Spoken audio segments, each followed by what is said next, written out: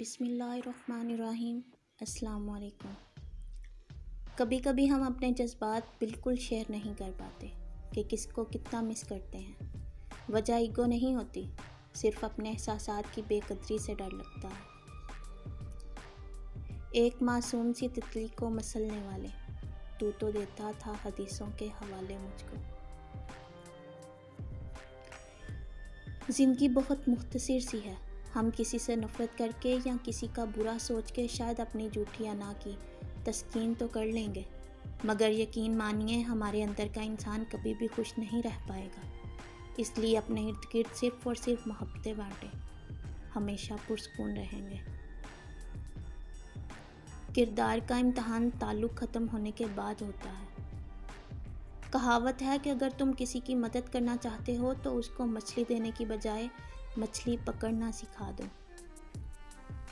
اور کبھی کبھی ہمارا خود کا انتخاب ہمیں خود بتاتا ہے کہ وہ ہمارے لیے بہتر نہیں تھا۔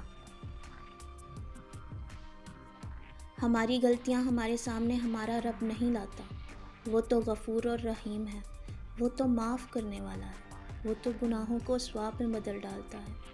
یہ سب کچھ ہمارے ساتھ ہم جیسے انسان کرتے ہیں، کیونکہ ان میں ظرف نہیں ہوتا کسی کو بخشنے کا۔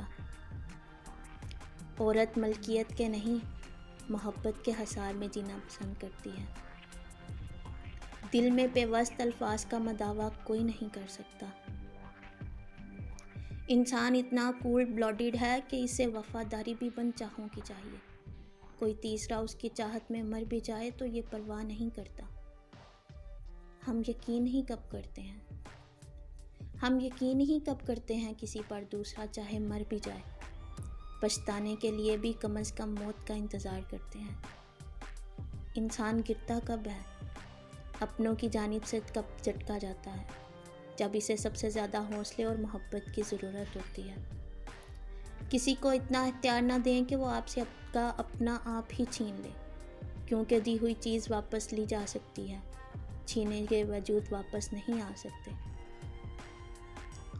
مر گئے اور مکر گئے میں کوئی فرق نہیں ہوتا۔ جیسا مر گیا ویسا مکر گیا، دونوں صورتوں میں آپ بے بس ہو، آپ کچھ نہیں کر سکتے۔ جو پڑی دل پہ سہ گئے، لیکن ایک نازک سی بات نے مارا۔ جو محبت سے نہیں مرتا، اسے عادت مار ڈالتی ہے۔ اتنی گرہیں لگی ہیں اس دل پر، کوئی کھولے تو کھولتا رہ جائے۔ جس لڑکی کو تم نے اپنے قابل نہیں سمجھا نا، سنو، اپنے بابا کی کل کائنات ہے وہ لڑکی۔ انسان چاہے جتنا بڑا مضبوط دل والا ہو، اس کی ذات میں کوئی نہ کوئی ایسا غم ضرور ہوتا ہے جو یاد آنے پر آنسو بن کر ظاہر ہوتا ہے۔ صرف مسکرا دیجئے اور کہہ دیجئے میں ٹھیک ہوں، کیونکہ کوئی بھی حقیقت میں پرواہ نہیں کرتا۔ جو عبادت آپ کے کردار اور اخلاق پر اثر نہیں ڈالتی، وہ مشقت کے سوا کچھ نہیں۔